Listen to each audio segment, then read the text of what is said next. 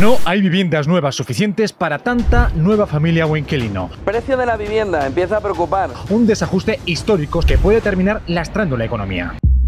En España, sobre todo, un 70% son propietarios y un 30% viven de alquiler. Esto es súper anómalo y atípico en el mundo. En toda Europa es al revés. Es al revés. ¿Pero eso solo es España o es una cultura del Mediterráneo? No, eso es solo España. Sí. ¿Y a qué se debe, tú crees?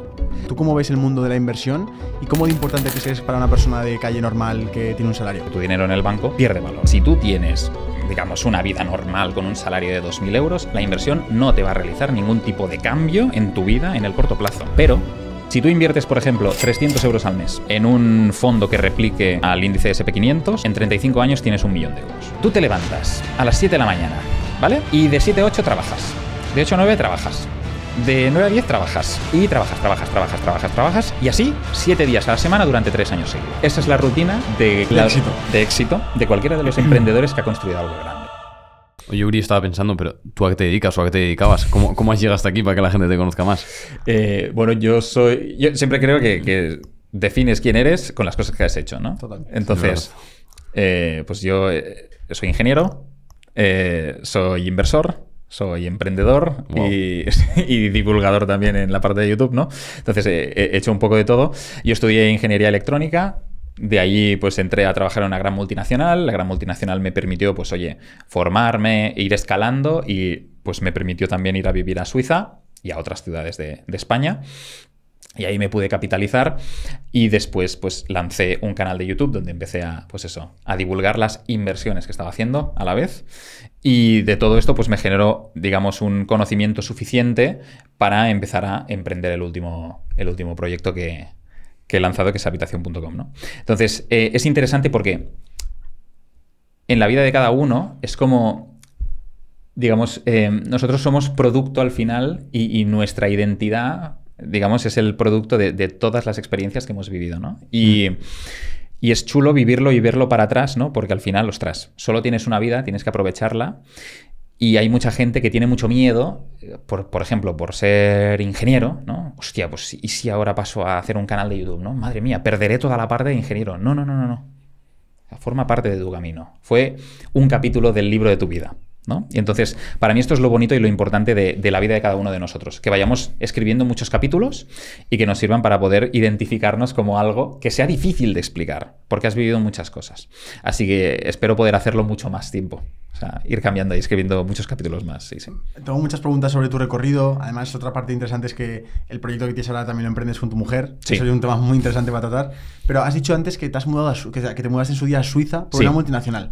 Y esto es un tema que a mucha gente le despierta mucha curiosidad. Lo que es vivir en Suiza, la gran oportunidad que incluso puede haber para gente joven que quiere buscar ahorrar más. O sea, hablábamos antes de que una forma muy buena de empezar a construir un patrimonio es aumentar tus ingresos. Pues simplemente cambiando la localización por el mismo trabajo de barista, en vez de pagarte 1.500 se pueden pagar 4.000. Total. Literalmente por la ubicación. Obviamente, me vas a decir que la que es más caro, tal, pero acabas ahorrando más en valor absoluto, ¿no? Sí. ¿Cómo es la experiencia de vivir en Suiza? ¿Cómo lo viviste tú? Y si realmente es verdad esto de que hay una oportunidad de ahorrar más dinero. Es espectacular.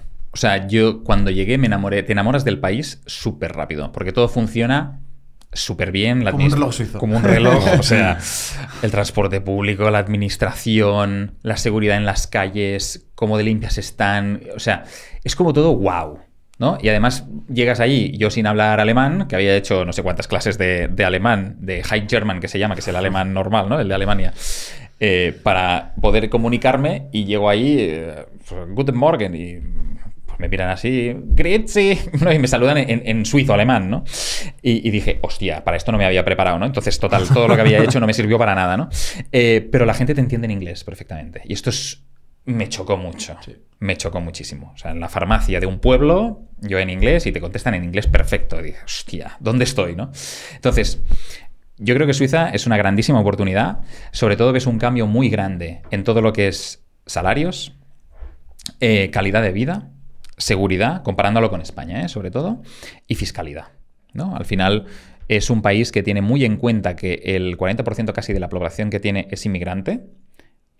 Cuidan mucho al inmigrante, es decir, si tú la lías, te ponen de patitas a la frontera y dicen hasta luego, pero si lo haces bien, si sigues las normas y tal, pues te cuidan mucho, permiten que emprendas de forma como mucho más, con muchas más ayudas, por así decir, que por ejemplo en España. En España hay algunas ayudas, pero por ejemplo en Suiza no tienes que pagar un IVA hasta que no facturas creo que son 110.000 euros, una cosa así. No tienes que pagar las cuotas de autónomo. Tienes una serie de, digamos, de cositas. No es necesario que pues, aportes al plan de pensiones. Hay una especie de plan de pensiones ahí que tienes que tener. Entonces te dan como muchas cositas para que tú puedas pues, empezar a navegar, ¿no? en el mundo del emprendimiento. Luego los salarios. O sea, al final yo estaba de ingeniero aquí cobrando, pues eso, 30 y pico mil, con un plan de carrera hasta los 42 en la empresa en la que estaba, y la oferta que me vino de Suiza pues fue de casi entre 3 y 4 veces lo que cobraba aquí. Claro, que eres joven y dices, wow, o sea, se te ponen los ojos así, ¿no? En formato del dólar, en plan, hostia.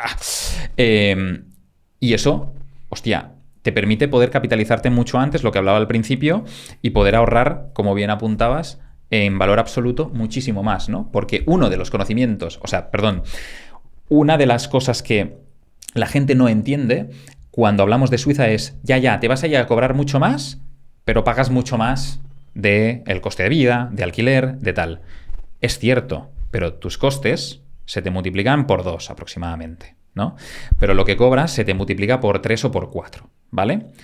El chunk, o sea, el grueso, el margen que hay aquí en medio de ahorro, en valor absoluto es muchísimo más de lo que estás ahorrando en España.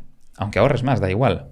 Y esto es especialmente importante porque si lo que tú quieres hacer es irte de viaje a algún sitio o comprarte un coche, pues ahorrando en Suiza, aunque tengas unos costes más elevados, te puedes comprar 2 coches. Y en España te podrías comprar medio, ¿no? Y es el mismo coche, porque Volkswagen, pues tiene los mismos precios en Suiza que en España, ¿vale? Prácticamente.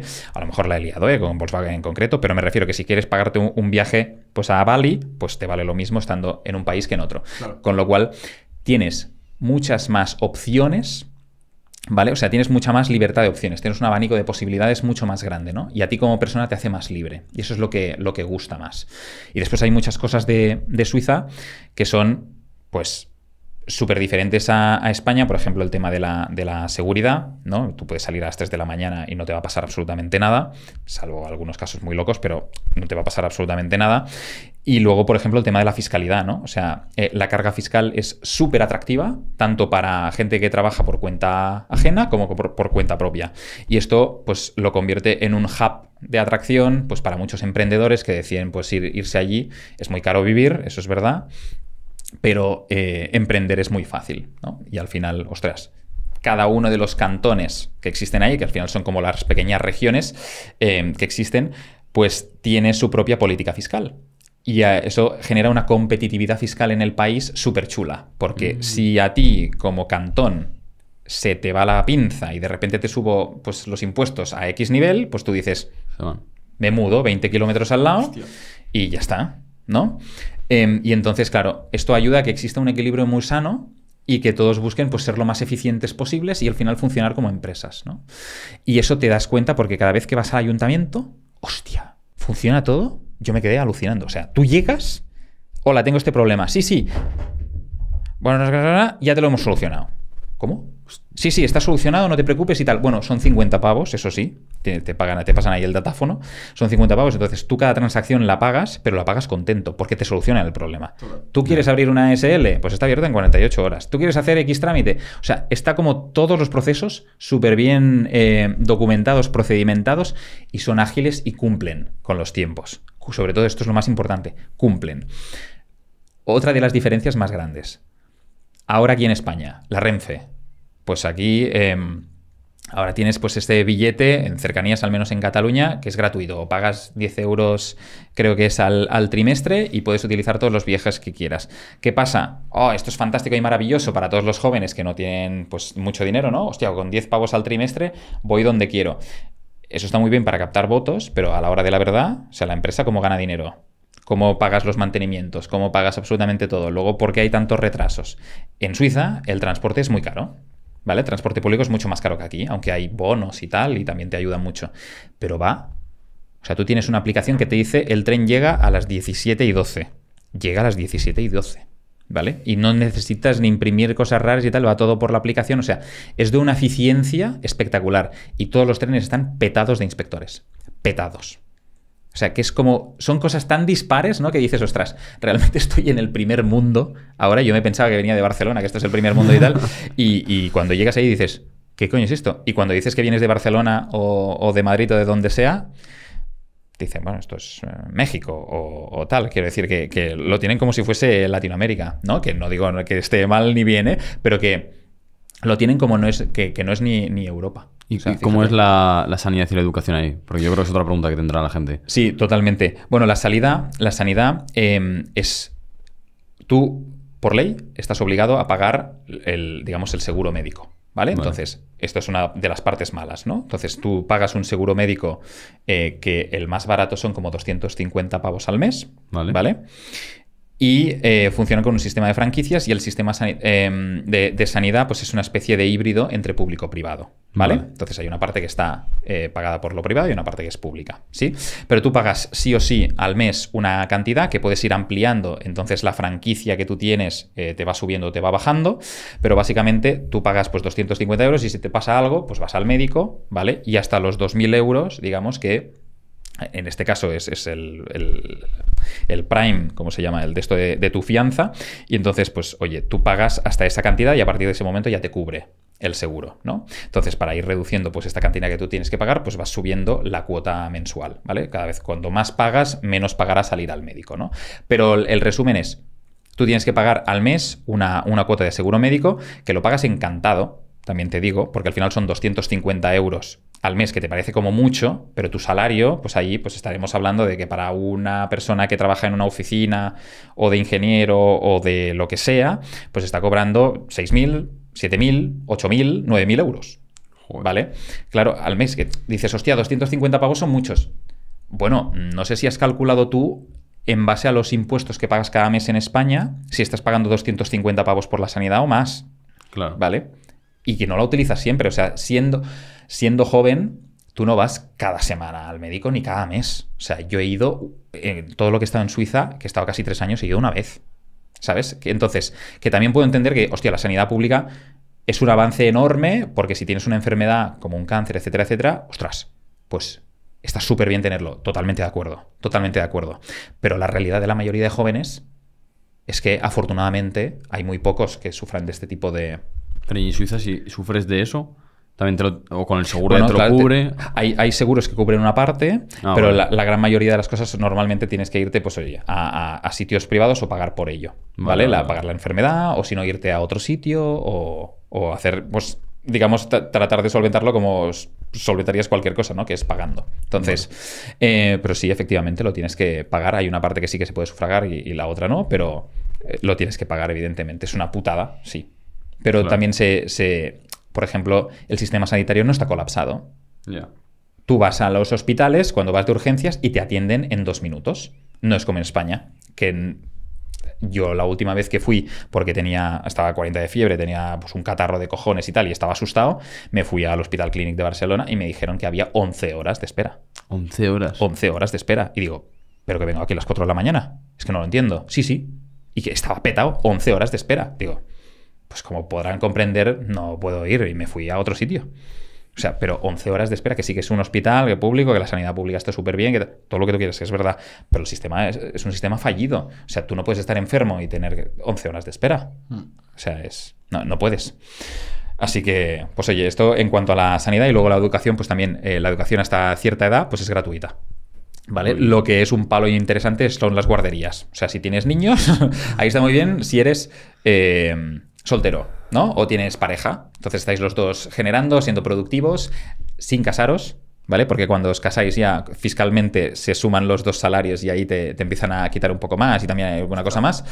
Pero cuando eres una pareja que los dos estáis productivamente trabajando y tal, ahorráis mucha pasta. Pero muchísima, ¿eh? Pero muchísimo dinero. Eso sí, cuando tienes un niño, la guardería ya son 2.000 pavos por niño al mes. Wow. No se cortan, ¿eh? No, ahí no se cortan. Entonces, ¿qué pasa? Que muchas veces las parejas, cuando están allí y de repente tienen un niño, uno de los dos deja de trabajar. Porque si tienes un niño, pues bueno, todavía lo aguantamos entre los 2 salarios y no pasa nada. Pero si tienes 2 o 3 niños, claro, 6.000 euros al mes, pam, pam, pam, todos los meses, sale mucho más a cuenta que uno de los dos deje de trabajar y se encargue de los niños, y el otro siga trabajando, que no seguir los dos trabajando, pero sin ver a los niños y pagando 6.000 pavos al mes. O sea, eso sí. Y la educación sí que es verdad que hasta, no sé si es hasta lo que sería bachillerato y tal, es gratuita, si no recuerdo mal. Sí, sí. Y a mí, personalmente, una de las experiencias que más me ha cambiado la vida ha sido viajar solo a un destino y tener que hacer vida allí. Tener que hacer nuevos amigos, tener que buscar formas de ganar dinero, tener que experimentar la cultura desde dentro. Que yo creo que la cultura desde dentro no es yendo al sitio turístico de Suiza, no, sino es en la conversación que tienes en una cafetería con el camarero o pidiendo trabajo en algún lado y interactuando con muchas personas a lo largo del día. Entonces, yo creo que esto también... Hablábamos del tema de, para esa gente que se lo está pensando, creo que también puede ser un punto más a tener en cuenta, que no es algo literalmente racional porque no ves el número en ningún lado, pero te transforma. O sea, ¿tú cómo viviste esa mudanza a Suiza en tu personalidad, en esa experiencia de abrirte, o a lo mejor no en Suiza, sino has tenido viajes en tu vida en los que viajar a conocer otras culturas y tú viajar solo y tener que buscarte la vida te ha hecho espabilar, ¿no? Totalmente. Justo, o sea, además te cura, como decía antes, todos los racismos, prejuicios, te lo cura todo viajar. Y yo creo que todo el mundo debería viajar, porque estoy harto de escuchar a gente que no ha salido de 5 kilómetros a la redonda de donde vive y va diciendo, miren este país qué mal se hace esto, miren el otro. Vete allí 3 meses, vive allí y entiende un poco las cosas de cómo funciona, ¿no? En el caso, o sea, en el caso específico de Suiza, yo tuve que hacer un cambio porque soy una persona extremadamente sociable, ¿vale? Aunque cada vez menos, sobre todo con los emprendimientos, pero me gusta mucho estar con mis amigos, reírme y tal. Y ahí en Suiza esto se lleva poco, ¿vale? Se lleva, no poco, se lleva menos. Es decir, lo que me gustó mucho es que cuando llegas, como el 40%, como os decía, de la gente, ahora es un 30 y pico, es inmigrante, se respira un sentimiento fraternal muy bestia, ¿no? Entonces... cada persona con la que hablas prácticamente ha pasado por el mismo proceso que ha pasado tú, y todo mi grupo de amigos en ese momento pues era un griego, un sudafricano, un suizo también, había un suizo evidentemente, había un alemán, había un no sé qué, ¿no? Entonces es como súper multicultural y todo el mundo como que es súper hospitalario, ¿no? Te ayuda un mogollón. Y eso, ostras, te cura 1000 cosas porque cada persona, cuando estás tratando un tema en concreto en una mesa de bar, cada persona te dice su perspectiva, ¿no? Con las taras que lleva desde su país, ¿no? Claro. Y esto es brutal, porque dices, hostia, ¿qué visión tiene esta persona que viene de una parte más oriental, ¿no? De Europa, y esta persona que viene de una parte súper occidental, ¿no? O sea, ¿qué diferencias hay? Y eso es extremadamente valioso para ti como persona, el hecho de poder aprender de todas estas culturas. Pero sí, o sea, creo que la gente, sobre todo, tiene que tratar de pasar un poco el filtro ese primero de turista, que yo creo que es lo más importante, e irte sobre todo a lo que decías tú, Sergio, de oye, penetrar mucho, buscar un curro, pasar horas con la gente haciendo los planes sociales que se hacen allí, entendiendo cómo vive la gente, ¿no? Y cuáles son sus hábitos de consumo. Porque solo con esto ya entiendes muy bien en qué posición estás tú, en qué posición están ellos, y empiezas como a sumergirte con modo esponja, ¿no? En toda su cultura. Y eso te suma mucho porque te quedas con las cosas que a ti te suman más, ¿no? Al final, o sea, yo veo muchas cosas, hay cosas de los suizos que no me gustan, no me quedo con ellas, pero hay cosas que sí. Entonces vas siendo como mejor persona, mejor individuo cada vez. De hecho, para subir el nivel aún más, yo te diría que te metieras en las casas de ellos. Sí. O sea, sí. Yo, por ejemplo, estuve en casa de una familia en Japón y estuve en casa de una familia en México. O sea, no tengo que decir que son el día y la noche, pero sí, realmente la forma que tienen de funcionar, de horarios, de qué es lo importante para cada uno, solo creo que lo conoces cuando medio convives o bajas la guardia. Ya no es solo el café, sino es a las 5 horas de estar con una persona que ya se comporta como es él, ahí tú ya sí que ves cómo está comportando de verdad la cultura, ¿no? Totalmente. Entonces, bueno, y tío, hay una cosa que admiro mucho de ti, es tu capacidad para tomar decisiones arriesgadas y soltar algo que para todo el mundo sería un sueño por algo nuevo que es un presentimiento para ti. Es decir, tú cogiste, empezaste a documentar, o sea, claro, tú eres un ingeniero, ¿no? Que para la gente que se dedica a eso, que está en ese mundo, es algo con mucha autoridad, y de repente pasas a ser el que hace vídeos. Que a lo mejor de cara a los de tu multinacional podría ser incluso como este tío que está haciendo de chavales. Sí, total. Dejas ese trabajo de más de 100 euros al año por dedicarte a los vídeos, ¿no? Que eso mucha gente no lo va a entender, a lo mejor tu familia tampoco. Y ahora has hecho, después de conseguir resultados con el canal de YouTube, es como que lo has dejado de lado para decir, voy a empezar una startup. Es como, mi objetivo es dejar a todo el mundo diciendo, urista de la cabeza. Buscar lo más difícil, ¿no? Sí, Modo difícil la vida. Hostia, ¿cómo se llama? Alex Hormozzi tiene esa famosa... El teorema ese famoso del shiny object, ¿no? Que como que estás llegando al punto más bonito de algo y ya saltas a por lo siguiente y saltas a por lo siguiente, ¿no? Evidentemente, lo del shiny object es, digamos, algo negativo, porque lo que está diciendo es que al final no te focalizas. Claro. En mi caso no fue tan así, sino que yo hago una reflexión sobre todo de, oye, en la vida solo tenemos una bala, ¿no? Entonces, aprovéchala. Y no quiero que nadie dicte o dictamine el futuro que yo voy a tener o la vida que voy a vivir.